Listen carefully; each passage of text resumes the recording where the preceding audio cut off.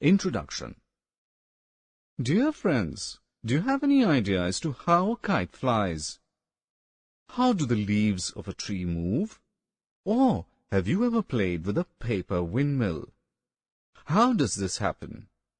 Friends, this happens due to the movement of air. Air is present everywhere around us, and we can feel it. Objectives. At the end of this course, you will be able to list the properties of air and describe the role of air and water in our life. The balloon becomes large when we blow air into it. This clearly shows that the air occupies space. Air also has weight. You can see that air-filled balloon has more weight than an empty one. Sometimes we blow air to burn the wood or coal. This is because things get burnt quickly in the presence of air. Air moves in and out when we breathe.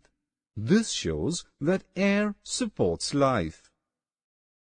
Is this possible, that we remain alive without drinking water? Can fishes remain alive without water? No, we all cannot survive without it. So, water is essential for existence of living beings. We find water in wells, ponds, falls, rivers, lakes, and seas. Not only animals, but plants also need water for survival. Otherwise, they will dry up. Do you know the fact that animals also feel thirsty like us? Without water, they also cannot live. Summary. Let us summarize what we have learnt. We have air everywhere around us. Air occupies space. Air has weight. Things burn in the presence of air.